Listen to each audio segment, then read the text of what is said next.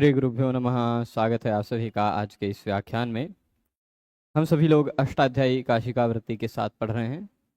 उस अध्ययन के क्रम में अब तक हम लोगों ने प्रारंभिक 56 सूत्र पढ़े हैं। 57वां सूत्र जो हम पढ़ रहे हैं, अचफ परस्मिन पूर्व विधौ, इस सूत्र को आज पूरा करने का प्रयास करेंगे। हम जान रहे हैं कि स्थानी वदादेशो नल विधौ, इस सूत्र ने जो कार्य कहा है उसी कार्य को और विशिष्ट ढंग से बताने वाला सूत्र है अचह परस्मिन पूर्व विधौ। स्थानी वदादेशो नल विधौ सूत्र अल विधि होने पर कार्य नहीं कर सकता था, परंतु अचह परस्मिन पूर्व विधौ यह अल विधि होने पर भी कार्य कर सकता है। दोनों सूत्रों का निष्कर्ष मैं एक बार सरल भाषा में यदि बता दूं तो यह होगा निष्कर्ष कि स्थानीवद आदेशो नल विधौ ने कहा था, जो आदेश आता है, किसी के स्थान पर जो आदेश आता है वह आदेश अपने स्थानी के समान माना जाता है। स्थानी जो कि पहले था उसके समान माना जाता है आदेश। यह बात स्थानीवद आदेशो नल विधौ सूत्र ने कही। परंतु वह आदेश अपने स्थानी के समान माना तो जाता है, पर कब माना जाता है? जब आदेश किसी एक वर्ण की विधि न हो, किसी एक वर्ण की विधि ना हो, या वर्ण स्वरूप में विधि न हो, या ऐसा भी कह सकते हैं कि वह जो आदेश आता है वह अपने स्थानी में रहने वाले वर्णों वाले गुणों को नहीं धारण करता है। ठीक है।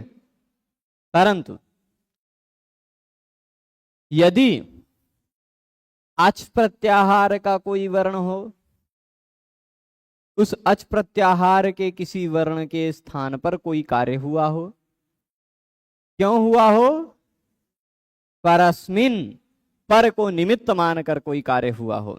अच के स्थान पर जो कार्य हुआ हो वह कार्य पर को निमित्त मान करके हुआ हो, तो पूर्व विधौ, पूर्व विधौ यानी पूर्व, उस जो अच के स्थान पर जो कार्य हुआ है उस अच से पूर्व के स्थान पर कोई विधि हो रही हो, तो उसके पूर्व के स्थान पर कोई विधि हो रही हो तो क्या होता है?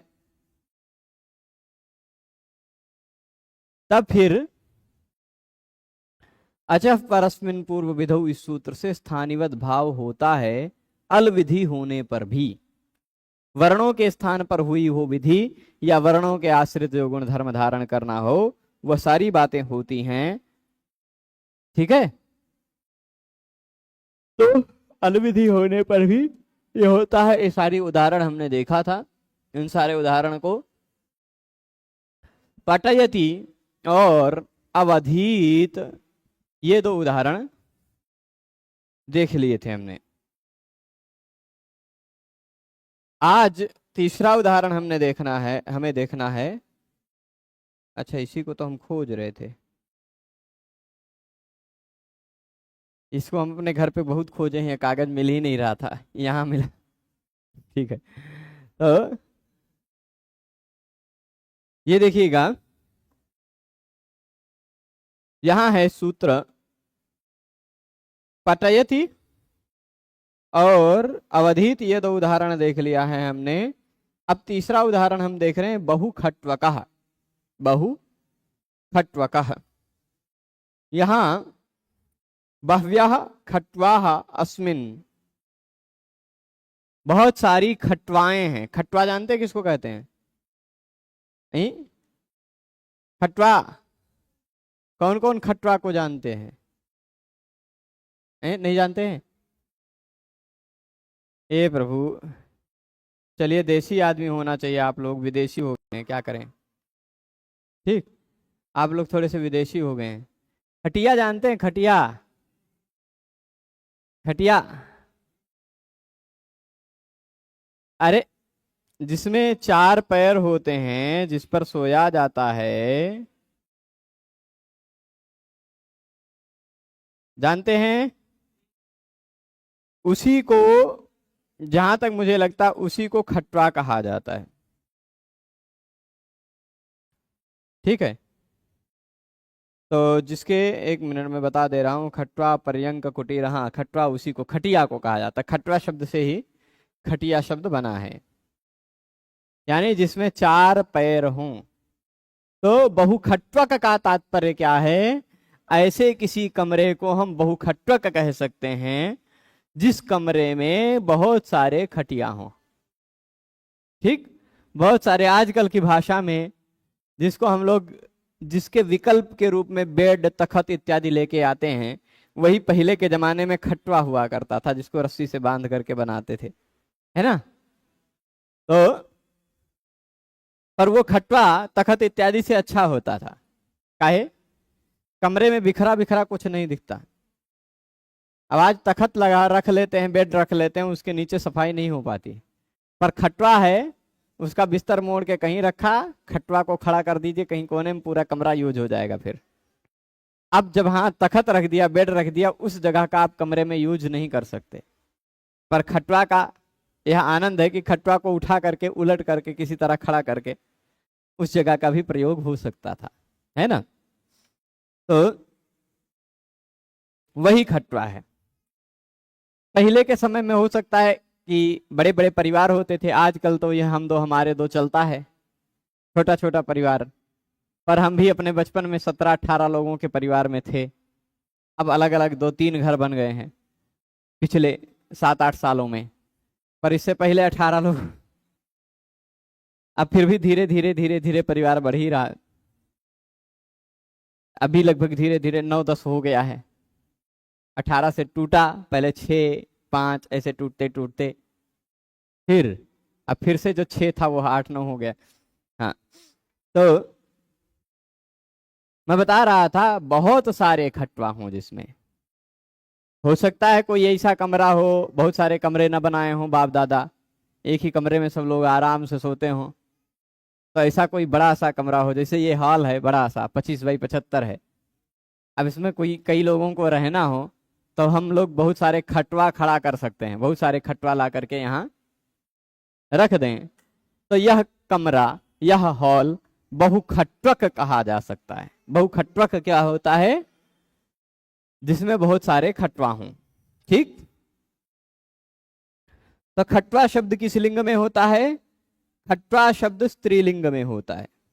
ठीक है, तो बह्व्यः खट्वाः अस्मिन्, बहुत सारी खटवाएं हैं इसमें, ऐसे अर्थ से हम लोगों ने, ठीक, बहुत सारे खटवाएं हैं इसमें, इस अर्थ में हम लोगों ने बहुखट्वा शब्द बनाया।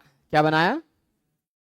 मतलब बहुत सारी खटवाएं हैं ऐसा, इस अर्थ में बह्वी और खटवा का समास किया। समास होने पर पहला वाला जो बह्वी है उसको पुल्लिंग में प्रयोग हो जाएगा, बहु बन जाएगा, बहु खट्वा, बहु खट्वा हुआ। इसके बाद बहवी खट्वा को पहले बहवी खट्वा होगा, फिर बहु खट्वा बन जाएगा। अब यहां एक सूत्र आपको निकालना है।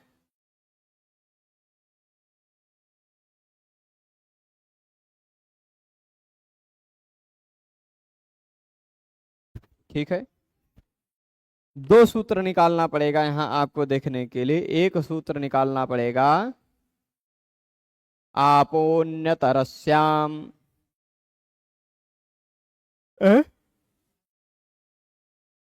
7-4-15। ठीक, और दूसरा निकालना पड़ेगा ह्रस्वान्तेन्त्यात् पूर्वम। ठीक, तो होता क्या है समझते हैं।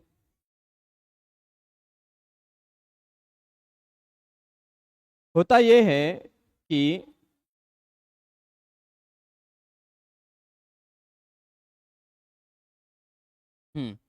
यहाँ लेते हैं, हम बताते हैं इसको, यहां से देखिएगा। हम ऐसे लिख देते हैं, बह्वी और खट्वा इन दोनों शब्दों का समास हुआ है। बहुव्रीहि समास हो जब और दोनों शब्दों में, बहुव्रीहि समास में दोनों शब्दों में समान विभक्ति लगी हुई हो, तो जो पहला शब्द है यदि उसका कोई पुल्लिंग शब्द भी होता हो तो उसके स्थान पर उसका पुल्लिंग प्रयुक्त हो जाता है। ठीक, तो यहाँ बहुवी जो है उसका बहु प्रयोग हो जाता है बहुवी के स्थान पर। अब शब्द जो बना है वो बहुखट्वा बना है। ठीक,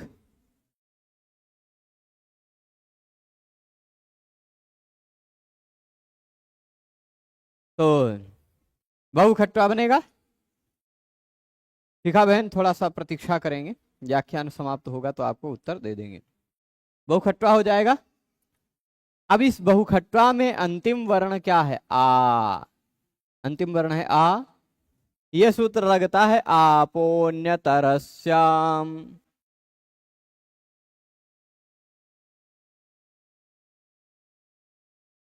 देखिएगा आपोन्यतरस्याम क्या कहता है।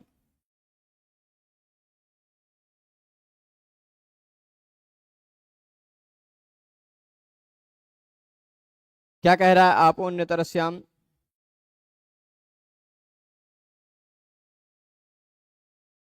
हैं? किस? न कपि ह्रस्वः आपः अन्यतरस्याम। ठीक है, मतलब यह है केवल, अच्छा पहले शेषात विभाषा एक सूत्र होगा 6-4 में कहीं, शेषात विभाषा सूत्र निकाल लेंगे 6-4 150 के आगे ही मिलेगा। शेषात विभाषा 6-4 155 के आसपास मिलेगा।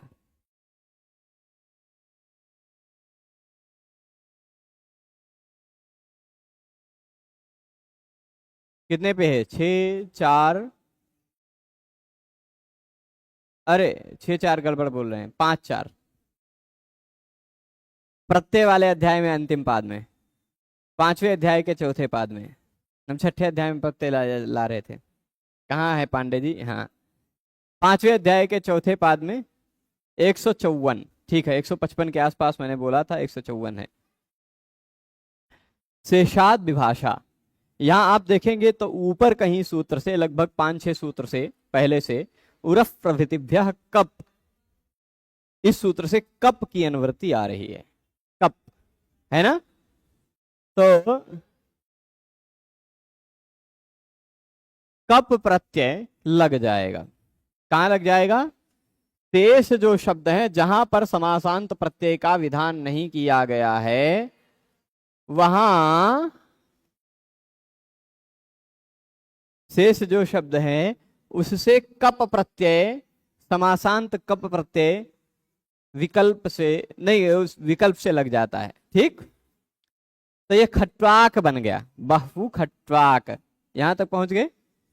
अब बहु खट्वाक इस शब्द को, यह जो बहु खट्वाक शब्द बना है इस शब्द को आपोन्य तरस्याम सूत्र लग जाएगा। आपोन्य तरस्याम कहता है कि कप प्रत्यय यदि लगा हुआ हो, ध्यान दीजिएगा ये कप प्रत्यय है, कपी की अनुवृत्ति आ रही है। वो कपी मतलब बंदर वाला कपी नहीं है, कप प्रत्यय वाला कपी है। ठीक, बंदर को भी कपी कहा जाता है, पर यहाँ सूत्र में न कपी, जो पिछले सूत्र में है आपोन्य तरस्याम से पहले न कपी कहा गया, वह कपी बंदर वाला कपी नहीं है, कप प्रत्यय वाला कपी है। ठीक है, तो कप प्रत्यय लगे रहने पर क्या कहा है? कप प्रत्यय लगे रहने पर उस कप प्रत्यय से तुरंत पूर्व में आने वाले आ को, कप प्रत्यय से पूर्व लगा हुआ जो आ है उसको विकल्प से ह्रस्व हो जाता है। ठीक है, तो आपोन्य तरस्याम इस सूत्र से हमने इसको ह्रस्व कर दिया, खट्वाक को खट्वक कर दिया, क्योंकि आप यहां क्या था? आप मतलब आम आदमी पार्टी नहीं, आपका मतलब क्या है? टाप चाप डाप, ये 3 प्रत्यय लगकर बने हुए शब्द आप कहलाते हैं। ठीक है, तो अब बहु खट्वक यहां तक पहुंच गया। अब तात्पर्य क्या है? ह्रस्वान्तेन्त्यात् पूर्वम, ह्रस्वान्तेन्त्यात् पूर्वम, यह सूत्र देखिएगा, यह करता क्या है? यहाँ बहुघट्टक बन गया, इसमें कोई बहुत विशेष बात नहीं है।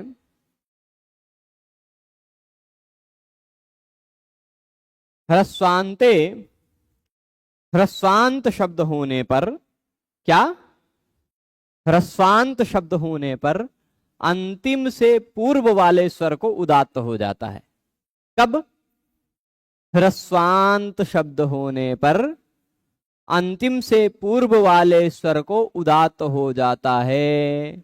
यह ह्रस्वान्तेन्त्यात् पूर्वम का इतना संक्षिप्त अर्थ मुझे यहां दिखाई पड़ रहा। अनुवृत्ति इत्यादि के आधार पर हो सकता है कुछ और अर्थ में आपको मिले। ठीक, ह्रस्वान्तेन्त्यात् पूर्वम मेरा है कुछ कि हाँ, अंत्यात् पूर्वम मतलब अंतिम से पूर्व वाला स्वर वर्ण उदात्त हो जाता है। यहां ये स्वर के प्रसंग में कहा गया है। तो अब यह बहुखट्वाक में पहले जो क प्रत्यय लगा उससे पहले खट्वा था, है ना? खट्वा था। तो यहां खट्वा में अंतिम वर्ण जो आ था वह अब ह्रस्व हो गया है। ठीक, तो वह ह्रस्व हो गया है ना, खट्वा बन गया है, खट्व। अच्छा, यह जो विधि हुई है, फिर से मैं बता रहा हूं, यह ख त्वा में जो आ को ह्रस्व हुआ है, वह ह्रस्व कैसी विधि है? अच के स्थान पर होने वाली विधि है। अच के स्थान पर हुई है विधि, आ को ह्रस्व अ हो गया है। और वह अच के स्थान पर जो विधि हुई है वह परस्मिन हुई है। कब हुआ है? जब कब प्रत्यय लगा हुआ हो तब ह्रस्व होता है ना? तो अच के स्थान पर विधि हुई है, पर के कारण विधि हुई है। अब इसके कारण यहां पूर्व वाले ख को उदात्त करने जा रहे थे, जो कि नहीं होगा, यही तात्पर्य है। पूर्व इसके कारण पूर्व आ को, क्योंकि ह्रस्वांत होने पर, अब बहुखट्व जो है वह ह्रस्वांत हो गया, ह्रस्वांत होने पर अंतिम से पूर्व वाला जो स्वरवर्ण है, अंतिम से पूर्व वाला जो स्वरवर्ण है ख का अ, उसको उदात्त करना है, यह नियम कह रहा था। लेकिन अब इसको आ को उदात्त करने लगे तो इसको ह्रस्वांत मानना पड़ेगा ना। परंतु यहां भले ही ह्रस्व हो गया है, पर जो ह्रस्व हुआ है ना वह ह्रस्व स्थानीवत है, यानी दीर्घवत है, क्योंकि स्थानी तो दीर्घ था। स्थानी के आस्थान पर आया हुआ आदेश जो है वह ह्रस्व है, तो जो ह्रस्व है वह अपने स्थानी दीर्घ आ के समान माना जाएगा, तो यह ह्रस्वांत ना होकर के दीर्घांत हो जाएगा। तो ह्रस्वान्तेन्त्यात् पूर्वम इस सूत्र से जो स्वर होना चाहिए था, उदात्त स्वर होना चाहिए था, वह उदात्त स्वर नहीं हो पाएगा। और बहुखट्व का हमें ख अनुदात्त रह गया, देख लीजिए, ख अनुदात्त रह गया कि नहीं? वही उदात्त हो जाना चाहिए था। नीचे स्वर लगा हुआ है, ऊपर ऊपर मतलब स्वर का चिन्ह न दिखाई पड़ता, ऊपर स्वर दिखता, तो मतलब ऊपर से स्वर बोला जाता, चिन्ह नहीं लगा रहता उदात्त में। स्पष्ट है? अब अचः इति किम प्रश्न उठ रहा है। अचः इति किम, अचः परस्मिन पूर्व विधौ, इस सूत्र में आपने अचः क्यों कहा? तो उसका उत्तर दे रहे हैं प्रश्नः। प्रश्नः बनाया जाए, प्रश्नः, और फिर उसके बाद आक्राष्टाम आगत्य। चलिए ठीक है,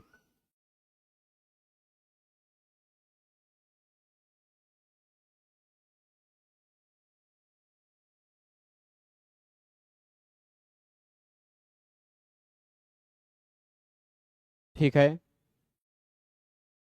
पूरी प्रक्रिया प्रश्न का थोड़ा सा विशेष है। प्रश्न शब्द हम यहां बनाते हैं पहले, है ना? ए भाई आओ, क्योंकि यहाँ अचः के ग्रहण का प्रयोजन आपको समझ में आएगा।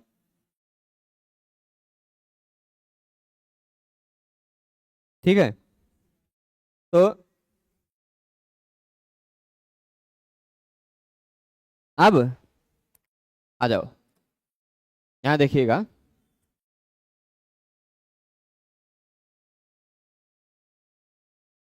मूल रूप में है प्रच्छ धातु है। धातु क्या है? प्रच्छ। ठीक, इस धातु से एक प्रत्यय लगा, जिस प्रत्यय को हम कहते हैं नंग।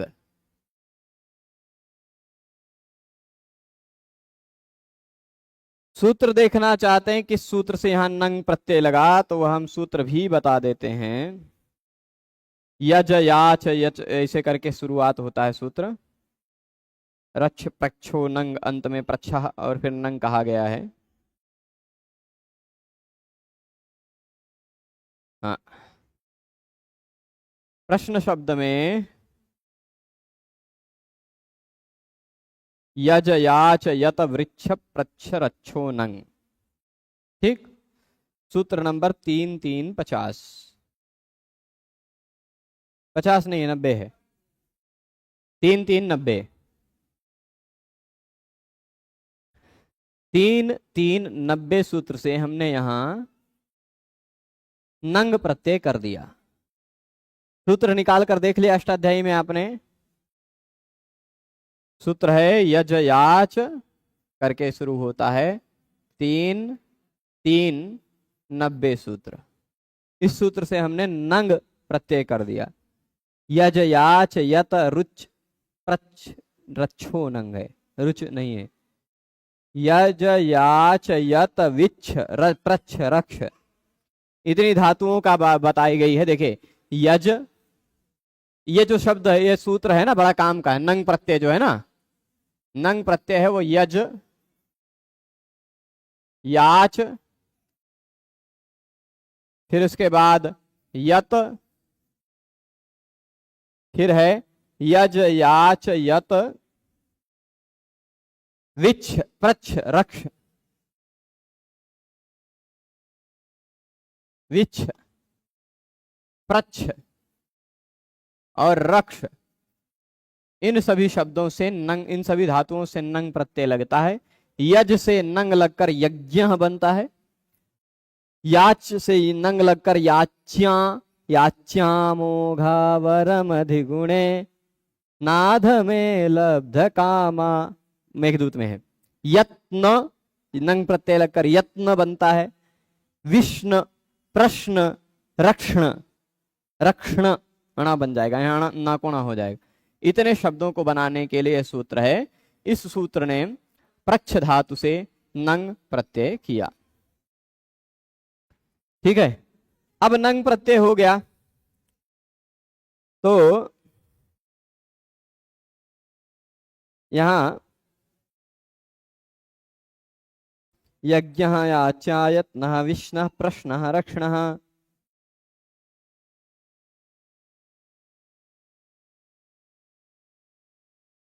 यहां प्रच्छ धातु में प्रश्ने चासन्न काले इस सूत्र के कारण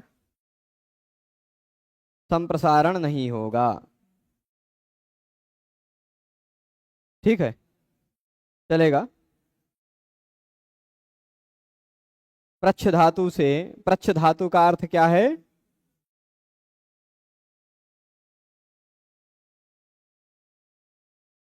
प्रच्छ धातु का अर्थ विप्सा।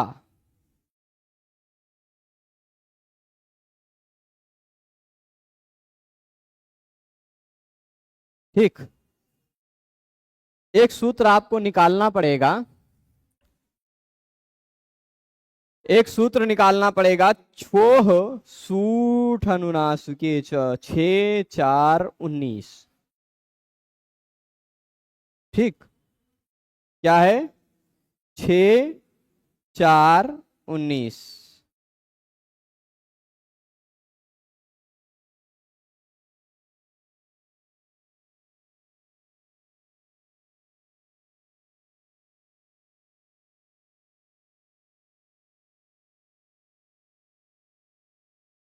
ये करता क्या है, अनुनासिक अनुनासिक से शुरुआत होने वाला, आपके, ठीक है प्रयास करेंगे। हाँ, अनुनासिक से शुरुआत होने वाला झलादि कित अथवा ङित प्रत्यय पर में हो। ठीक, मतलब अनुनासिक से शुरू होने वाला होना चाहिए प्रत्यय। प्रत्यय किससे शुरू हो रहा है, न से। न अनुनासिक है कि नहीं, अनुनासिक से शुरू होने वाला, साथ ही साथ कैसा अनुनासिक हो, सभी अनुनासिक नहीं चलेंगे, झल वाला अनुनासिक चाहिए। झल मतलब, एक मिनट, यहां झलादि नहीं आना चाहिए, अनुनासिक हो अथवा झलादि हो, अथवा है, झलादि की भी अनुवृत्ति आ रही है, तो उसका पहला वर्ण अनुनासिक हो अथवा झल हो। झल मतलब झभ घढ़ जब गढ़ खप चटत चटत कप श अथवा यम गणना हो। ठीक, तो अनुनासिक हो अथवा झलादि हो, पर साथ ही साथ प्रत्यय, प्रत्यय कैसा होना चाहिए, ङित होना चाहिए अथवा कित होना चाहिए। प्रत्यय में क की अथवा ग की इत संज्ञा होनी चाहिए। प्रत्यय में क अथवा ग की इत संज्ञा होनी चाहिए। ठीक है, तो अब यहां ग की इत संज्ञा हुई है ना। प्रत्यय में ग की इत संज्ञा हुई है, प्रत्यय का पहला वर्ण अनुनासिक है। ठीक है, प्रत्यय अनुनासिक हो पहला वर्ण अथवा झल हो, प्रत्यय में ग अथवा क की इत संज्ञा हुई हो, और उसके साथ साथ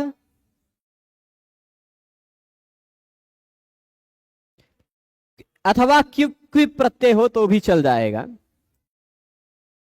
तो ऐसे स्थिति में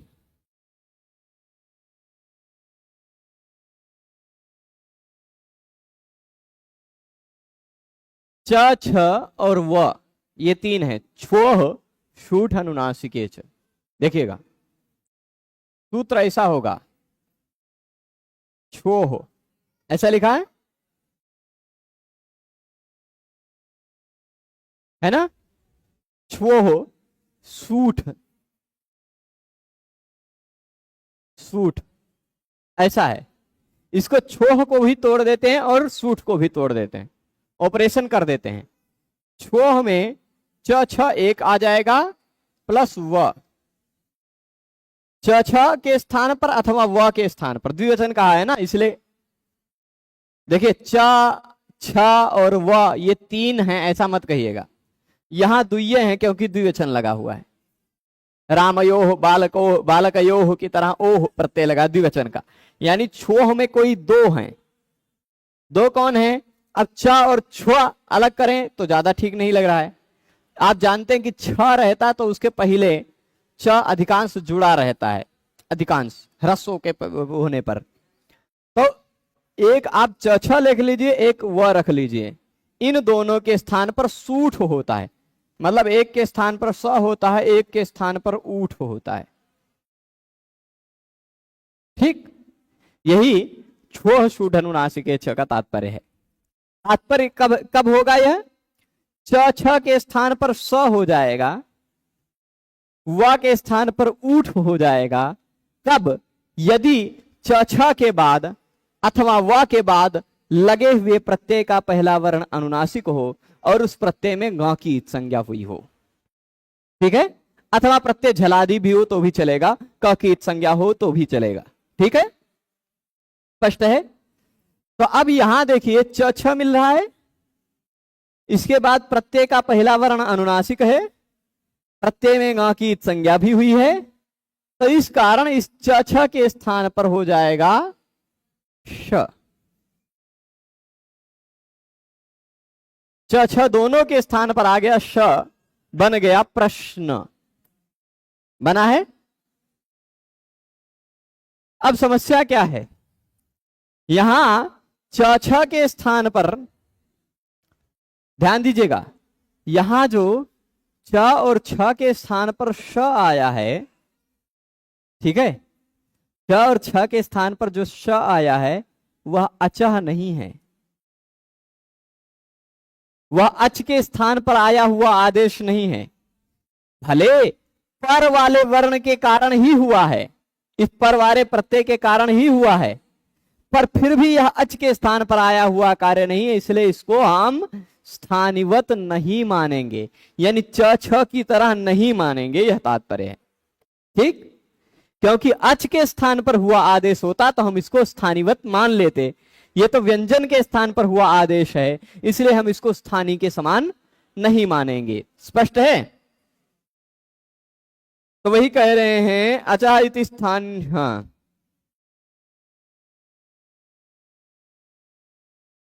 छकार से सकार पर निमित्तकस्तुकी कर्तव्ये न स्थानिवत भवति।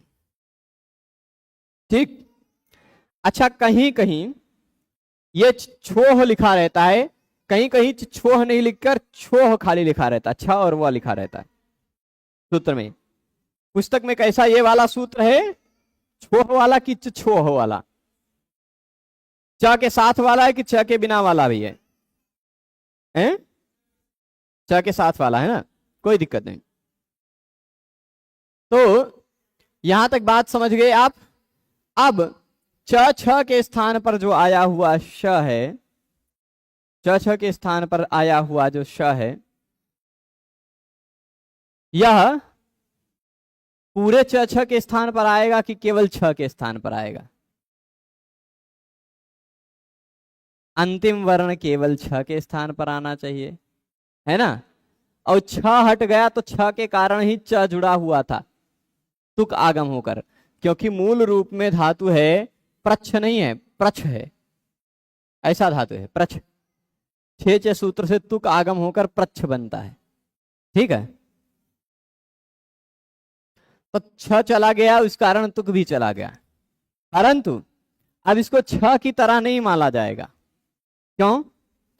यदि इसको छ की तरह मान लेते तो छे च से फिर से तुक होकर प्रच, ऐसा च अगवा जुड़ने लग जाता, यत्ता अगवा जुड़कर उसको च आगे भी आने लग जाता, है ना। जैसे प्रच्छ में च आगे जुड़ा था, जहां भी ध्यान दीजिए, उसका नियम है।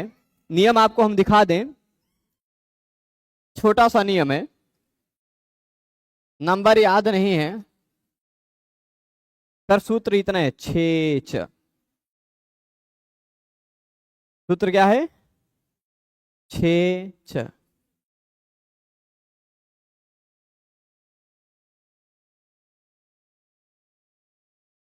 आपको ये ऐसा मत कहिएगा कि गुरुजी ये छे च क्यों कह रहे हैं, पांच च क्यों नहीं कह रहे हैं, है ना। तो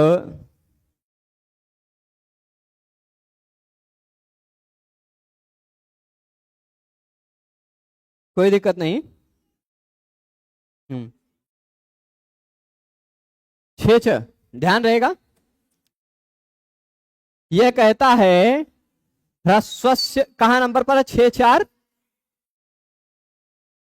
6 1 73। ठीक है, यहां इससे पहले ही कहीं ह्रस्वस्य पीति कृति तुक दिख रहा होगा, वहां से ह्रस्वस्य और तुक की अनुवृत्ति आ रही है। तो छ परे रहने पर, छ से पहले यदि ह्रस्व हो तो उसको तुक जुड़ जाता है, यानी इस ह्रस्व के बाद में तुक जुड़ जाता है। अब इस छ के कारण, मान लीजिए छ के स्थान पर आ गया है श, तो तुक चला गया, पर इस श को छ की तरह यदि मान लिया जाएगा तो यहां भी छे च से तुक होने लग जाएगा, तुक बिचवा में यहां जुड़ने लग जाएगा, तुक का त, है ना। तो इसलिए केवल यही कहा गया है कि अच होने पर ही पूर्व विधि होगी, अच के स्थान पर कार्य हुआ हो तो ही पूर्व विधि हो करने में स्थानीवत भाव होता है, अन्यथा स्थानीवत भाव नहीं होता। तो यहां यह छ की तरह नहीं माना जाएगा, यह श की तरह ही माना जाएगा। ठीक है, तो यहां अचह कहने से यह पता चला कि, देखिए अचह कहने से यहां देख लीजिएगा, प्रश्न इति प्रच्छेर नंग प्रत्यय, प्रच्छ धातु से नंग प्रत्यय लगने पर छोह सूड अनुनासिके च से श लगा, छकार से सकार है, छ के स्थान पर शकार हो गया। पर निमित्तकस तुकी न स्थानीवत भवति, यह जो छकार के स्थान पर सकार हुआ वह पर निमित्तक है, पर के कारण ही श आया है, है ना। पर का नंग प्रत्यय लगा था तभी तो श आया, नहीं तो ना आता। तो पर निमित्तक है, पर यही छ के स्थान पर हुआ श, वह छकार के समान नहीं माना जाएगा, स्थानीय के समान नहीं माना जाएगा, तुक करना हो तो, है ना। छे च से जो तुक आगम होना था वह करने पे नहीं हो पाएगा। अब आक्राष्टाम बता रहे, आक्राष्टाम।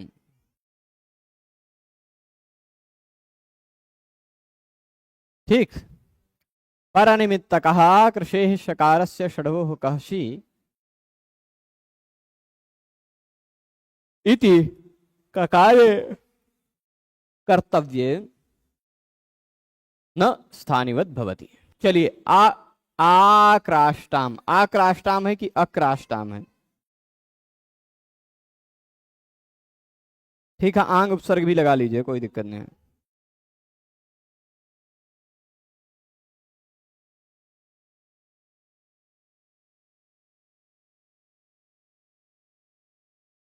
ठीक है,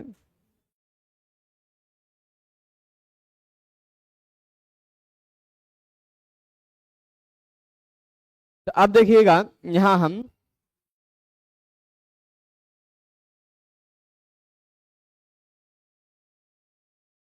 अक्राष्टाम भी बन सकता है, आक्राष्टाम भी बन सकता है, पर यहाँ व्याख्याकार ने अक्राष्टाम सिद्ध किया है 64 नंबर पेज पे। यहाँ लिखा आक्राष्टाम है, आंग उपसर्ग लगाकर बनाया जा सकता है, पर चलेगा। हम लोग अभी अक्राष्टाम ही बनाते हैं, अंग उपसर्ग लगाकर ही। मूल बात जो हमें समझना वो समझ में आना चाहिए, ठीक है।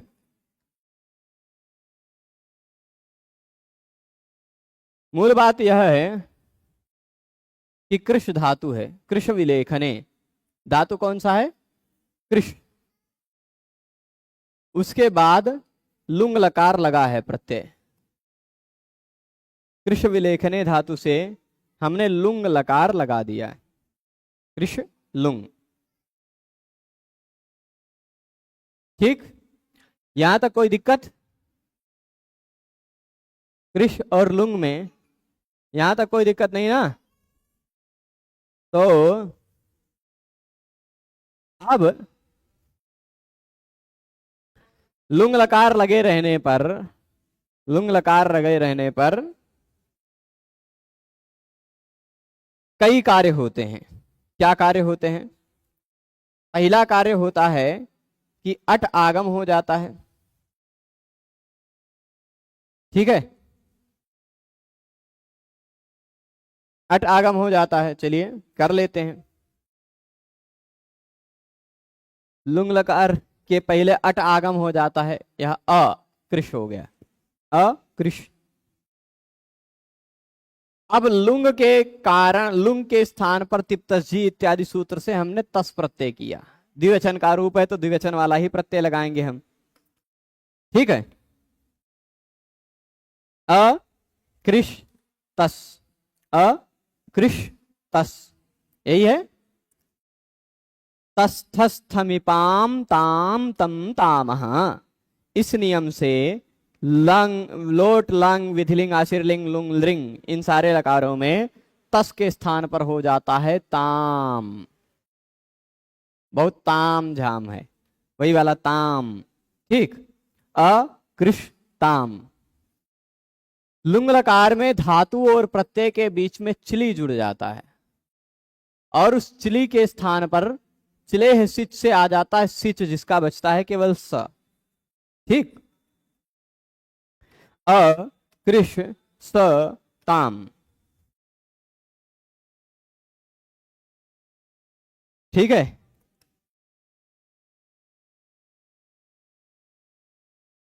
अब यहां एक वार्तिक खोजना पड़ेगा आप लोगों को।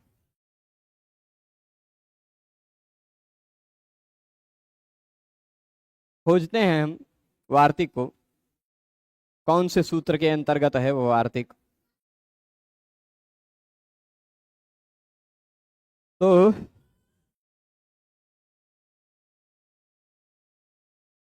एक वार्तिक है, काम हमने कर लिया है, फिर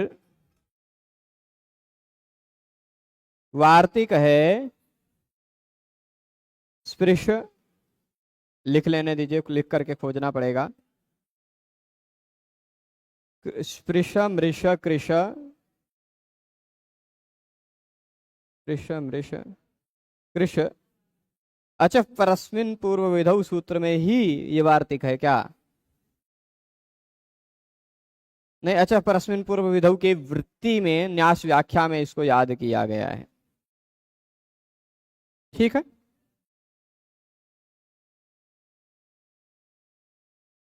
पर ये जो वार्तिक है, यह वार्तिक काशिका में और सिद्धांत कौमुदी में अलग अलग सूत्रों में है। काशिका में यह वार्तिक आपको चिलेह सिच सूत्र के अंतर्गत मिलेगा 3.144 पर, और सिद्धांत कौमुदी में यह न दृशः सूत्र पर मिलेगा। सिद्धांत कौमुदी में न दृशः सूत्र है 3.147, उस सूत्र पर यह वार्तिक मिलेगा। ठीक, वार्तिक क्या है? स्पृश मृष कृश त्रिप द्रिपो द्रिपाम चलेह सिज्वा वाच्य। क्या है? स्पृश मृष, मैं लिख दूं, वो कुछ धातुओं की लिस्ट दी है। स्पृश मृष पूरा श है, कृश ये वाला श है, त्रिप द्रिपाम, इतनी धातुओं की लिस्ट दे दी। स्पृश धातु, मृष धातु, कृश धातु, त्रिप धातु, द्रिप धातु। इन धातुओं के बाद चिली के स्थान पर विकल्प से सिच होता है। ठीक, विकल्प से सिच होता है। तो जब सिच हुआ है तभी की ही हम बात जान रहे हैं। चिले सिच से नहीं हमने किया, इस वार्तिक से चिली के स्थान पर विकल्प से सिच कर दिया है। न दृशा सूत्र के अंतर्गत यह वार्तिक है 3.147 नंबर सूत्र के अंतर्गत। सिद्धांत कौमुदी के किस प्रकरण में? यह तो प्रकरण के लिए सिद्धांत कौमुदी के अनुसार सूत्र नंबर हमें देखना पड़ेगा, पर फिर भी आप कह रहे हैं हम बता देते हैं। सिद्धांत कौमुदी में यह सूत्र नंबर 2407 है। ठीक, सिद्धांत कौमुदी में 2407 नंबर सूत्र पर यह वार्तिक मिलेगा। निकाल लिया? आप प्रथम भाग ले रखे हैं तो नहीं मिलेगा। हाँ, क्योंकि धातु की प्रक्रिया उत्तरार्ध में है, सिद्धांत कौमुदी के उत्तरार्ध में है। पूर्वार्धे कथितास्तुर्य पंचमाध्यायवर्तिनः प्रत्यया अथ कथ्यन्ते तृतीयाध्याय गोचराः। तृतीय अध्याय में जो प्रत्यय दिखाई पड़ते हैं वो तृतीय अध्याय के प्रत्यय उत्तरार्ध में कहे गए हैं सिद्धांत कौमुदी के, है ना? तो चौथे पांचवें अध्याय के प्रत्ययों को पूर्वार्ध में कह दिया है। तो वह 2407 नंबर सूत्र में मिलेगा सिद्धांत कौमुदी में। तो अब सिच हो गया विकल्प से, सिच प्रत्यय लगा। ठीक है, यहां इस सिच के स्थान पर एक और सूत्र आपको खोजना है। सूत्र कौन सा खोजना है आपको? अनुदात्तस्य किम करो शिभो। तो वो सूत्र निकालना है आपको 6159 नंबर का। 6159 नंबर का सूत्र निकालना है। अनुदात्तस्य चर्दुपधस्यान्यतरस्याम, अनुदात्तस्य चर्दुपधस्यान्यतरस्याम। तात्पर्य क्या है? उपदेश अवस्था में धातु अनुदात्त होनी चाहिए, उपदेश अवस्था में धातु अनुदात्त होनी चाहिए, तथा धातु की उपधा में रि होना चाहिए, यानी धातु का अंतिम से दूसरा वर्ण रि होना चाहिए। ठीक, तो उपदेशे और झली की अनुवृत्ति आ रही है, अम की भी अनुवृत्ति आ रही है। 6158 खोजिएगा। इसी से पहले 6158 नंबर सूत्र में सृजि दृशोर झल्यमकिति, है ना, सृजि दृशोर झली अम अकिति, है ना। तो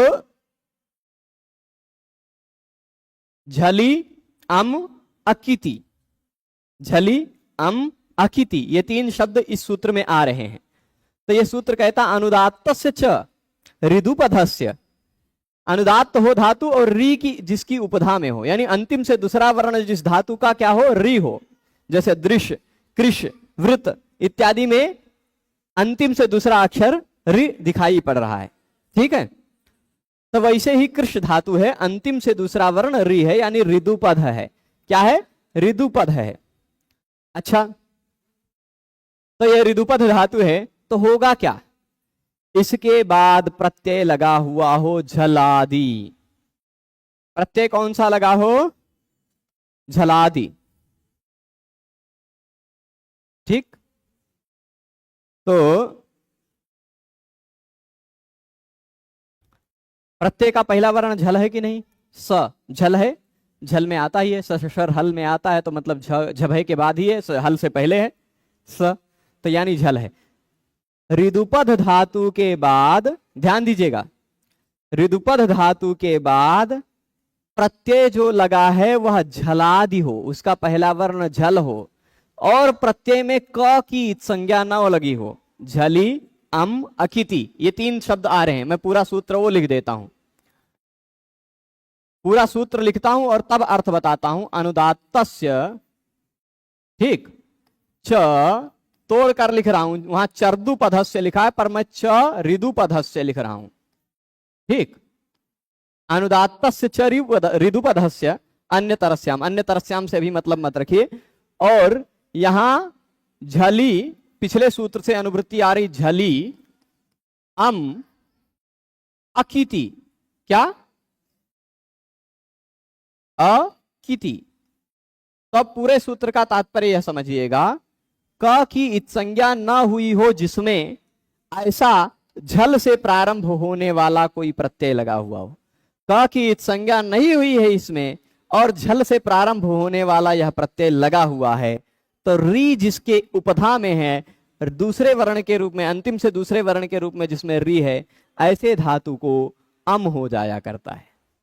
अम, अम कैसा है, म की संज्ञा वाला है। अम म की संज्ञा वाला है कि नहीं, अम आगम हो रहा है, और म की संज्ञा होती है तो आपने अब तक आद्यंतो टकितो के तुरंत बाद एक सूत्र पढ़ा होगा, वो याद आएगा, कौन सा, मिदचोन्त्यात् परः। तो यह जो अम हो रहा है वह किसको हो रहा है, अनुदात्त ऋदुपध धातु को हो रहा है।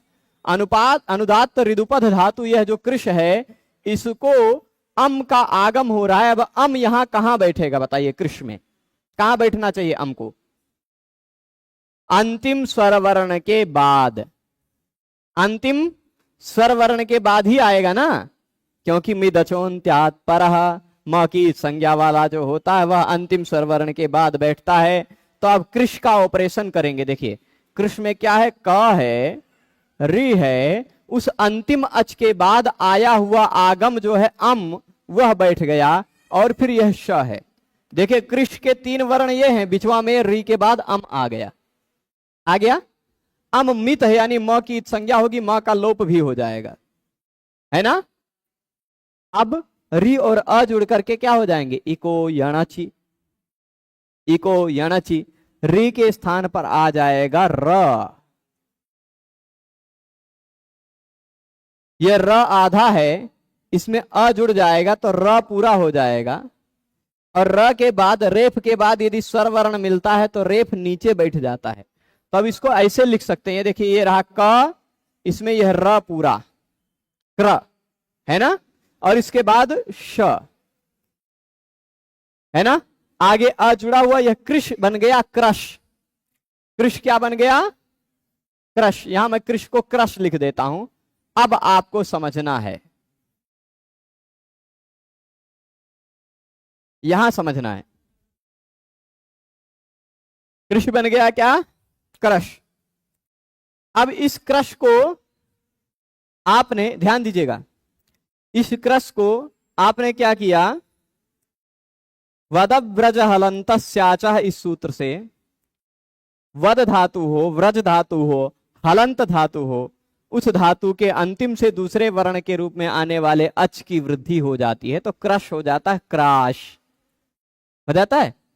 ये प्लेन क्राश वाला क्राश नहीं, ये दूसरा क्राश है ना। अक्राश स ताम, यहां तक पहुंचे। मूल रूप में अभी यहां हमें जो इस सूत्र में समझना वो विषय भी नहीं आया, अभी विस्तार से हम इसकी भूमिका में चल रहे हैं। जो अंश समझाना चाह रहे हैं अचः परस्मैन पूर्व विधौ में, उतना भी समझ जाएं तो पर्याप्त है, क्योंकि ये प्रक्रियाएं बार बार आएंगी। ठीक है, तो अब होगा क्या, अक्राश स ताम। यहां एक सूत्र खोजिएगा आप, कहां कहां नंबर मुझे नहीं याद है, पर बड़ा सीधा सूत्र है। झलो झली कितने पर है, 8 2 26। ठीक है, सूत्र नंबर में यहां लिख दे रहा हूं, 8 हिंदी में लिखते हैं 8 2 26, 26 का 6 थोड़ा ठीक हो जाए। ठीक है, 8 2 26 नंबर का सूत्र है झलो झली। यह कहता क्या है, यह सूत्र कहता है पहले हो झल, उसके बाद हो स, उसके बाद फिर हो झल। झलो झली सूत्र में ऊपर से कहीं से स की अनुवृत्ति आ रही होगी, खोज, रात सस्य है ना, तो झलो झली सस्य, और ऊपर कहीं लोपः की भी अनुवृत्ति आ रही होगी, संयोगान्तस्य लोपः। ठीक, तो झलो झली सस्य लोपः। ठीक है, ये पूरा सूत्र बनेगा, यानी झल के बाद हो और झल से पहले हो तो ऐसे स का लोप हो जाता है, झल के बाद हो और झल के पहले हो ऐसे स का लोप हो जाता है। अब आप बताइए ये श झल है कि नहीं, ये वाला श झल है कि नहीं, झल है ना, झभगढ़ झबगढ़ द खप छठ चट त कप, ये है आ गया झल में। ये त झल में है कि नहीं, चटत्व में आ जाता है। तो इस झल और इस झल के बीच में आने वाले स का लोप हो जाएगा, कर दें खत्म। तो अक्राश ताम हुआ, अक्राश ताम हुआ। अब मूल रूप में काम इतना ही होना है, इस श को ता कोई कारण, श के कारण ता को स्टुनाष्टु से टाम हो जाएगा, अक्राश टाम इतना रूप सिद्ध होना है। परंतु मूल रूप में जो बात अब समझनी है हमको, वह यहां समझनी है कि यहां जो झलो झली से ताम को निमित्त मानकर सिच का लोप हुआ है कि नहीं। यहां जो बीच में स था, उस स के स्थान पर क्या हुआ, ए भाई भागो मत, इस स के स्थान पर क्या हो गया, लोप। तो जो स का लोप हुआ वह स्थानीवत नहीं माना जाएगा, क्योंकि वह आदेश अच वर्ण के स्थान पर नहीं हुआ है, हल वर्ण के स्थान पर हुआ है कि नहीं। स्थानीवत आदेश नल विधौ से भी नहीं होगा, क्योंकि वह अनल विधि में होता है, तो अल के स्थान पर विधि हुई है ना, वर्ण के किसी वर्ण के स्थान पर विधान हुआ है। तो यह अच के स्थान पर विधान नहीं हुआ, पर को निमित्त मानकर हुआ है, पर के कारण हुआ है स का लोप। पर के कारण इस ये झल ना होता, त ना होता, तो इस स का लोप ना हो पाता। तो इस पर वाले झल के कारण स का लोप हुआ है, तो परस्मिन हुआ है, परंतु यह अच का लोप नहीं हुआ है, अच के स्थान पर कार्य नहीं हुआ है। तो पूर्व की कोई विधि करनी हो, पूर्व की कोई विधि करनी हो, उस स्थिति में क्या पूर्व की विधि, पूर्व की क्या विधि हो सकती थी, पूर्व की विधि यह है षढोः कः सी, एक सूत्र है।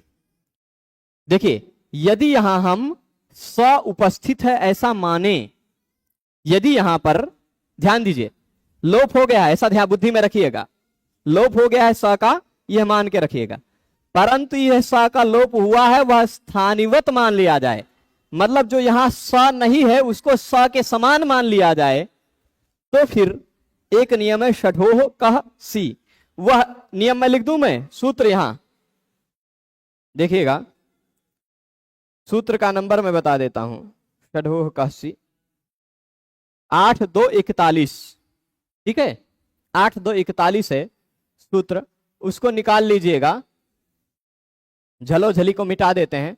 सूत्र है ष ढोह कह सी, सूत्र से ही सूत्र का अर्थ निकल आएगा। श और ढ के स्थान पर क हो जाता है, श और ढ के स्थान पर क हो जाता है। यदि इस श और ढ के बाद में ये वाला स हो तो, अब ये देखिए इस श के बाद ये वाला स था कि नहीं, है ना। यदि इस स का जो लोप हुआ है उसको हम स्थानीवत मान लेते तो इस स के स्थान पर क हो जाता, इस श के स्थान पर क हो जाता, क्योंकि इस सूत्र को दिखाई पड़ता यहां तो स है ना। तो ये जो आदेश अच के स्थान पर हुआ है वही हम पर देखिएगा, क्या कहा है कि पर वाले को निमित्त मानकर अच के स्थान पर जो कार्य हुआ है वह कार्य किसी पूर्व के विधान को करने के लिए, पूर्व का कोई विधान हो रहा हो तो वह कार्य स्थानीवत माना जाता है। परंतु पर को निमित्त मानकर यहां अच के स्थान पर कार्य नहीं हुआ है, यहां हल के स्थान पर कार्य हुआ है, तो पूर्व विधि को करने में इसको हम स्थानीवत नहीं मानेंगे। स्थानीवत नहीं मानेंगे यानी इसको स के समान नहीं मानेंगे, तभी अक्राष्टाम बन पाएगा, नहीं तो अक्राक्ताम ऐसा कुछ होता, अक्राक्ताम, ये श को क हो जाता, इधर त को त ही रह जाता। ठीक समझ गए। तो अक्राष्टाम या आंग उपसर्ग लगा होता तो आक्राष्टाम, यह जो बना है ये भी। इसके बाद आगत्य, एक और उदाहरण दिया, चलिए इसको भी बना ही लेते हैं। यहां तक देख लीजिए, प्रश्न इति प्रच्छेर नंग प्रत्यय छो सुडन वासके इति छकार से शकार परनिमित्त का स्तुकी न स्थानीवत भवति, ये बात समझा दिया था। अब आक्राष्टाम इति झलो झली इति सिचो लोपः परनिमित्तकः कृषेः शकार से षडोह कहसी इति ककारे कर्तव्य न स्थानीवत भवति। वही बात बता दिया ना कि देखिए अक्राष्टाम इस उदाहरण में झलो झली सुए सिच का जो लोप हो गया है, सिच के स का, वह लोप पर निमित्तक है, पर के कारण हुआ है, झल के कारण हुआ है, और कृष के स के स्थान पर यदि उसको मान करके हम षडोह कहसी से क करने लगे तो फिर वह स्थानीय के समान नहीं माना जाता, इसलिए क नहीं हो पाता। ठीक है। आगत्य में उदाहरण दे रहे, वागति वाल्यपि इत्यनुनासिक लोपः पर निमित्तकः तुकी कर्तव्ये न स्थानीवत भवति। ठीक है, यहां देखिएगा, यह भी आगत्य भी समझना है। आंग उपसर्ग है, क्या है, आंग उपसर्ग है, गम धातु है। ठीक, आंग गम जोड़ करके लिख दें तो बन जाएगा क्या, आगम। थोड़ा सा गम जी इधर से रखाओ, हाँ, ये आगम हो गया। अब यह जो आगम है, आंग उपसर्ग गम धातु है स्पष्ट है। इसके बाद हमने क्त्वा प्रत्यय लगा था, उस क्त्वा के स्थान पर समासे नहीं पूर्वे तो ल्यप, जो सूत्र आपके संस्कार में है, हमने स्थानिवदादेशो नल विधौ सूत्र में भी बताया है कि क्त्वा के स्थान पर जो ल्यप होता है वह क्त्वा के समान माना जाता है। तो उस क्त्वा के स्थान पर हमने ल्यप प्रत्यय कर दिया। इस ल्यप प्रत्यय में से आप जानते हैं प की हलंतम से इत संज्ञा होकर लोप हो जाएगा, ल की लशक तद्धिते से इत संज्ञा होकर लोप हो जाएगा, केवल ल्यप में से यह बचता है। ठीक है, चलेगा। अब आप एक सूत्र निकाल लीजिए, यहां लिखा है वाल्यपि, कहां गया वाल्यपि, 6 4 38 अभी निकल आएगा, यही देख लीजिए। वाल्यपि जो सूत्र है,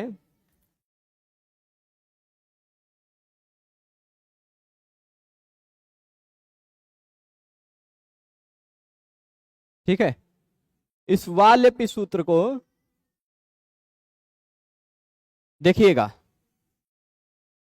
दिख रहा है कि नहीं दिख रहा है, क्या कहता है यहां देखिए। पहले इसका पूरा तात्पर्य यहां समझ में आएगा। ए भाई पूरे में आओ, पूरे पेज में, हाँ,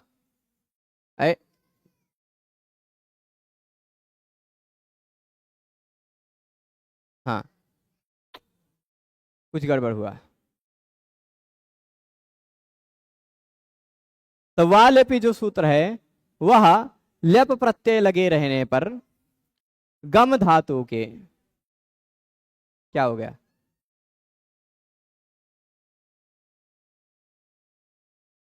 भागो भैया, एक काम करते हैं फिर से यहां से आ जाते हैं, क्योंकि ये वालेपी जी आ जाओ, अब तो आओगे।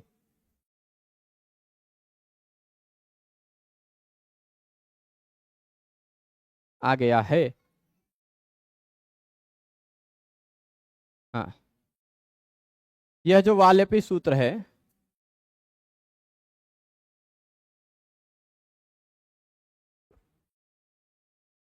इसको ध्यान से देखिएगा, आ रहा है। ल्यप प्रत्यय लगे रहने पर महोदय तम सूत्रम बदस यथा अस्माकं कथम तस्य सूत्रस्य संख्या अस्ति अन्वेषण महोदय माम। सूत्र की संख्या से अन्वेषण किया जा सकता है अष्टाध्यायी.com पर, अष्टाध्यायी के पुस्तक से। आप काशिका की मोटी पुस्तक के साथ अष्टाध्यायी की पतली पुस्तक भी रखा करें हाथ में, तो उससे वह खोजना आसान होगा। ठीक है, ये आ ही नहीं रहा है, लगता है ये वालेपी सूत्र कह रहा है कि मैं नहीं आऊंगा। ठीक है भाई, 3 जगह आ रहा है ना, इसलिए।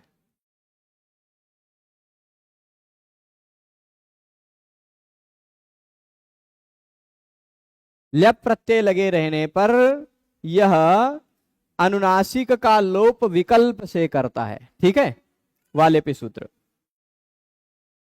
ठीक है, अब देखिएगा, 1 मिनट, ये आ जाएं, नहीं आएंगे तो क्या करेंगे, वैसे ही वैकल्पिक रूप से हम बताएंगे। तो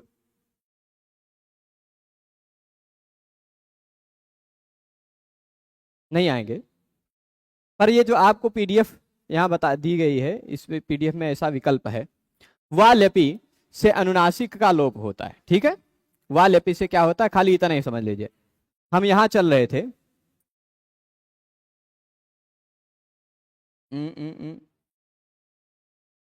यहां था, गायब हो गया। ल्यप प्रत्यय लगे रहने पर, कौन सा प्रत्यय, ल्यप प्रत्यय लगे रहने पर वालेपी यह सूत्र लगता है और अनुनासिक का विकल्प से लोप कर देता है। ठीक है, 6438 नंबर का सूत्र है।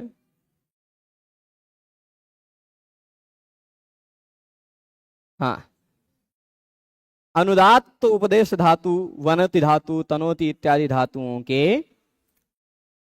अनुनासिक का लोप विकल्प से करता है, ल्यप प्रत्यय लगे रहने पर। तो कहाँ गया, ल्यप प्रत्यय लगा है, यह अनुनासिक है उससे पहले, इस अनुनासिक का लोप हो गया विकल्प से। जब लोप नहीं होगा तो आगम्य रूप बनेगा, है ना। जब लोप, अनुनासिक का लोप नहीं होगा तो आगम्य रूप बनेगा, पुनरागम्य। और जब इस ल्यप प्रत्यय के कारण विकल्प से लोप हो जाएगा अनुनासिक का, अनुनासिक मतलब गायाना नाम, ये अनुनासिक है, इनका लोप हो गया, तो अब क्या हुआ, आ ग य इस स्थिति में है। अब देखिए, यहां जो लोप हुआ है वह इसके कारण हुआ है कि नहीं, वह लेपी से हुआ है ना। पर को निमित्त मान करके स्थान पर आदेश हुआ है, पर निमित्तक है, परंतु यह पर निमित्तक जो आदेश है वह अच के स्थान पर नहीं हुआ है, हल के स्थान पर हुआ है। अच के स्थान पर हुआ होता, अच के स्थान पर हुआ होता वह कार्य, तब वह स्थानिवत मान लिया जाता। अच के स्थान पर नहीं हुआ है, हल के स्थान पर हुआ है, इस कारण वह स्थानी के समान नहीं माना जाएगा, यानी यहां पर म है ऐसा नहीं माना जाएगा। ठीक है, म है ऐसा नहीं माना जाएगा। तो यहां अंतिम वर्ण क्या हो गया, ह्रस्व वर्ण हो गया। ह्रस्व वर्ण के बाद पकार की इत्संज्ञा वाला, प की इत्संज्ञा वाला कृत प्रत्यय हो तो ह्रस्व को तुक आगम हो जाता है, उस तुक का त बचता है, बन जाता है आगत्य। आगत्यापि हरयो भविष्यन्ति निरर्थकाः। न युद्धेन वै लंका शक्या जेतुम सुरैरपि। आगत्य, तो यहां जो आगत्य, यहां इस सूत्र से देख लीजिएगा, लिखा है आगत्य इति वाल्यपीति अनुनासिक लोपः पर निमित्तकः तुकी कर्तव्य न स्थानिवत भवति। ये भी बात स्पष्ट समझ गए होंगे कि तुक करना है आगत्य में, ग के बाद त जोड़ना है, वह तभी जुड़ेगा ना जब धातु का अंतिम वर्ण ह्रस्व हो। धातु का अंतिम वर्ण ह्रस्व हो तभी वह तुक का त जुड़ पाएगा। अब यदि हम स्थानिवत मानते तब तो धातु का अंतिम वर्ण म था, वह स्थानिवत नहीं माना जाएगा। क्यों? क्योंकि म का लोप हुआ है, वह अच नहीं है। अच का के स्थान पर कोई आदेश हुआ होता तो वह स्थानिवत माना जाता। ठीक है, यहां तक समझ गए। अब अचह किम, इसके 3 कारण बता दिए।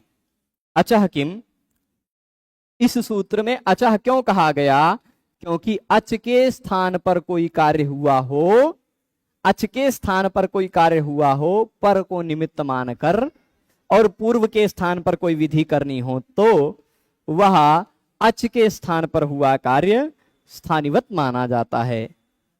अब अचह न कहते तो किसी भी वर्ण के स्थान पर हुआ कार्य स्थानिवत माना जाने लगता, तो आगम्य में म मिलता तो आगत्य नहीं बन पाता। मां को स्थानिवत मान लेते तो अंतिम वर्ण ह्रस्व हो ही नहीं पाता, तो तुक आगम न होकर के आगय बनता, आगत्य न बन पाता, है ना। और इसी तरह अक्राष्टाम में, अक्राष्टाम में अक्राक्ताम बनता, अक्राष्टाम न बन पाता। ठीक है, क्योंकि वहां जो सच सिच का लोप हुआ है, स का लोप हुआ है, वह स्थानिवत हो जाता। यदि स्थानिवत हो जाता तो अक्राक्ताम ऐसा कुछ रूप बनता, है ना। उसी तरह एक और उदाहरण दिया था, क्या? प्रश्न। वहां च छ के स्थान पर जो श हुआ वह तुक करने के लिए तुक करना है, तो वह छ के स्थान पर आया हुआ जो स है वह स्थानिवत नहीं माना जाएगा। यदि स्थानिवत माना जाता तो श भी छ के समान माना जाता, तो उसको भी फिर से छे च से तुक आगम होने लगता, तो प्रश्न ऐसा कुछ बनता। प्रश्न, प्रश्न, च भी आगे जुड़ा रहता स के। ये एक समस्या आती। तो इतनी बात समझ गए हैं 3। अब अचह के प्रयोजन को समझा दिया। इस सूत्र में अचह क्यों कहा गया, यह बातें बता दी गई। अब प्रश्न अगला उठा रहे हैं, परस्मिन नीति किम। परस्मिन इति किम। अच्छा, परस्मिन न कहे होते तो, परस्मिन न कहे होते, परस्मिन कहने से क्या अर्थ निकलता है सूत्र में? किसी भी शब्द को पूछा जाए इति किम, तो आप यह ध्यान रख लीजिए उस शब्द को हटा कर देख लिया करें कि उस शब्द को हटाने से अर्थ में क्या हानि होती है, वह जानने से ही उसका महत्व पता चल जाता है। तो परस्मिन क्यों कहा गया? यदि सूत्र में परस्मिन न होता तो अचह पूर्व विधौ, खाली इतना ही होता कार्य, सूत्र है ना, अचह पूर्व विधौ। तो तात्पर्य क्या निकलता? अच के स्थान पर कोई भी आदेश हुआ हो, उसके बाद पूर्व की विधि करनी हो, तो अच के स्थान पर हुआ आदेश स्थानिवत हो जाता है, यही अर्थ होता। पर को निमित्त बनाने की आवश्यकता ही नहीं है कि नहीं? उदाहरण देते हैं, यहां उदाहरण दिया है युवजानि, यही उदाहरण दिया ना, कहां गया, हो गया। इतना नजदीकवा से देखने में कभी कभी नहीं दिखता है। अच्छा, ये रहा, हाँ, युवजानि, परस्मिन नीति किम युवजानि। थोड़ा सा ऊपर सरका देते हैं और यही लिखते हैं। एक है, ए भाई कहां गए, युवती ही, युवती ही जाया यस्य। युवती है पत्नी जिसकी, जिसकी पत्नी युवती है उसको हम कह सकते हैं युवजानि। क्या कह सकते हैं? युवजानि। अच्छा, यहां क्यों कहने की जरूरत है? अगर कोई युवा है तो उसकी पत्नी युवती ही होगी, है ना, तो उसको युवजानि कह सकते हैं। इसमें कुछ व्यंग्य भी होता है और दूसरे तरह से व्यंग्य लिया भी जा सकता है। आजकल कुछ लोगों की वृद्धा भी जायाएं होती हैं, वो स्वयं युवा है उसकी जाया वृद्धा है, या वो स्वयं वृद्ध है उनकी जाया युवती है, ऐसा भी होता है। जैसे अनूप जलोटा जी जैसे को हम युवजानी कह सकते हैं, क्योंकि उनकी जाया वो स्वयं वृद्ध हैं पर उनकी जाया युवती है। ठीक है, तो युवती है जाया पत्नी जिसकी, वह युवजानी, लेकिन जाया नहीं हुई अभी। जाया का तात्पर्य क्या है? जिसने जन्म दिया हो वो जाया है ना। तो अब युवजानी कैसे बनेगा? युवती और जाया का अनेक अन्य पदार्थे सूत्र से समास होगा, बहुव्रीहि समास होगा, समास होगा। ठीक है, तो बन क्या जाएगा? युवती जाया, इतना बना। ठीक, युवती में, युवती शब्द में, अच्छा बहुव्रीहि समास में ध्यान दीजिएगा, बहुव्रीहि समास हो, कर्मधारय समास हो, अभी विशेष नियमों को हमने नहीं पढ़ा तो उतना ज्यादा विस्तार में नहीं जाएंगे, पर संक्षिप्त में जाना जरूरी है कि बहुव्रीहि समास हो, कर्मधारय समास हो, इन समासों में यदि समानाधिकरण वाला हो, मतलब दोनों शब्दों में समान विभक्ति वाला हो और दोनों शब्द स्त्रीलिंग वाले हों, तो पहले वाले शब्द का स्त्रीलिंग का पुल्लिंग वाला रूप प्रयुक्त कर लिया जाता है। युवती जो स्त्रीलिंग शब्द है उसमें मूल रूप में पुल्लिंग शब्द युवन है, यूनस्ति सूत्र से युवन शब्द से ती प्रत्यय लगकर युवती बनता है। तो स्त्रीलिंग वाला जो ती था वह हटा दिया, युवन खाली बचा, उसका ना का नलोप प्रातिपदिक से लोप हो गया। ठीक जी, हाँ वही वाला है। स्त्रियः पुंवद भाषित पुंस्कादनुंग स्त्रियाम पूर्णी प्रियादिषु, ये सूत्र है। ठीक, और कर्मधारे में पुंवत कर्मधारीय, कुंवत कर्मधारय जातीय देशीयसु ऐसा भी लगता है, पुल्लिंग के समान हो जाया करता है शब्द रूप प्रयुक्त। तो युव जाया हो गया है, युवन जाया, युवन जाया था, न का नलोप प्रातिपदिकांत से लोप हो जाएगा, युव जाया। ठीक है, अब यहां पर इन दोनों को हम जोड़ के निकट लिख देते हैं, युव जाया, पहले शब्द का पुल्लिंग हुआ है। अब एक सूत्र है जाया या निंग, क्या सूत्र है? जाया या निंग, कहीं लिखा है? ये लिखा है 5 4 134 निकाल सकते हैं, 5 4 134 निकालेंगे तो इस सूत्र में आपको इसका अर्थ दिखाई पड़ेगा कि जाया शब्द के स्थान पर क्या है? सूत्र का अर्थ जायायाह, जायायाह यानी जाया के स्थान पर क्या हो जाता है? निंग हो जाता है। जायायाह, जाया के स्थान पर निंग हो जाता है। मतलब अब पूरी जाया के स्थान पर निंग करेंगे। आपने एक सूत्र पढ़ रखा है 53 नंबर, गीच पढ़ा है? गीच पढ़ा है ना? गीत जो आदेश होता है, ग की संज्ञा वाला जो आदेश होता है, वह आदेश अंतिम वर्ण के स्थान पर आता है ना? गीच पढ़ा है। तो जाया या निंग कहता है कि बहुव्रीहि समास के अंत में जाया आती हो, यही जाया या निंग खोजेंगे शायद तो यही अर्थ मिलेगा आपको।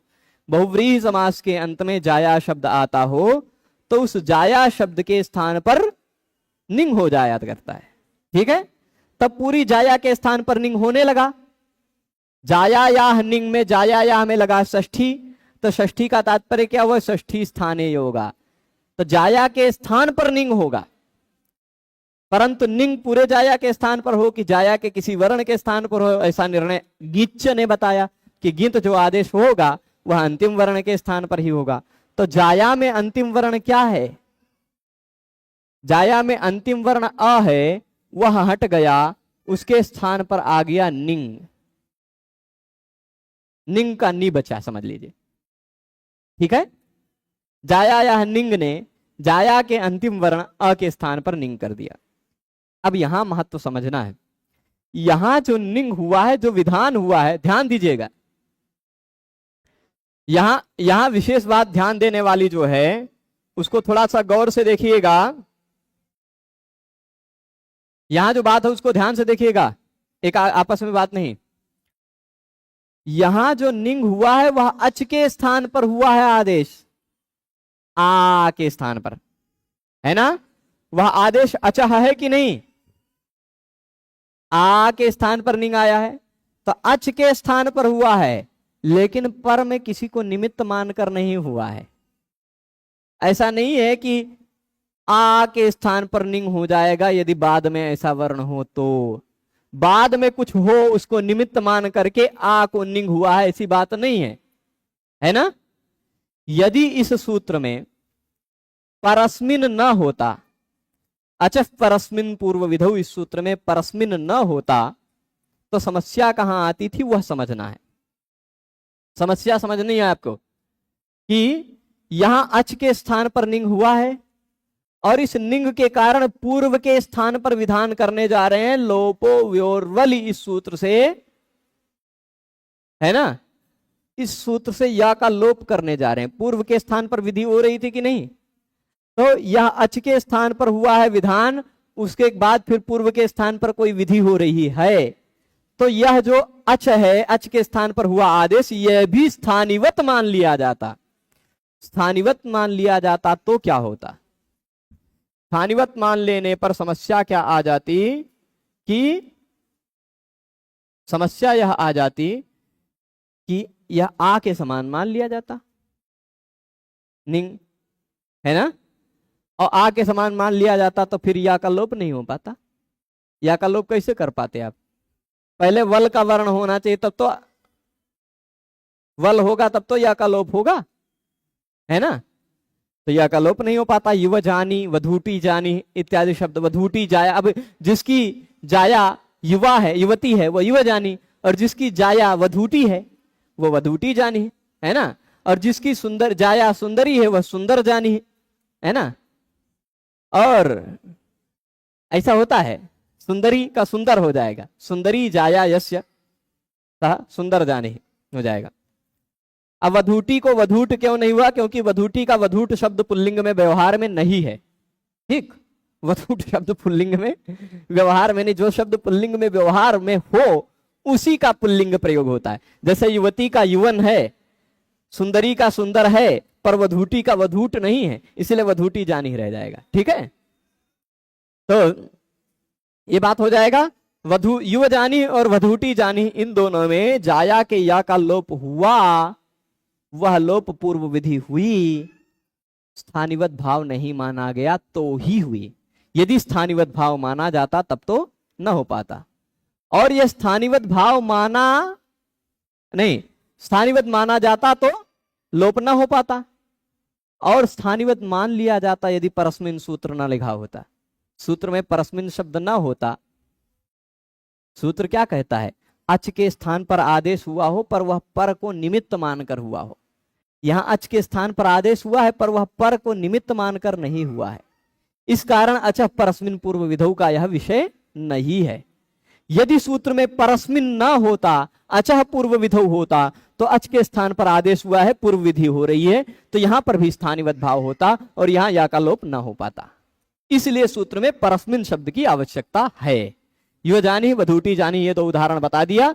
वैयाघ्र पद्या आदिध्य, इन दो उदाहरणों को अग्रिम व्याख्यान में देखा जाएगा। आरती का समय होने वाला है, आज व्याख्यान को यहीं रोकते हैं। सभी लोग पूरे व्याख्यान में जुड़े रहे उसके लिए सभी को बहुत बहुत धन्यवाद। नमो नमः।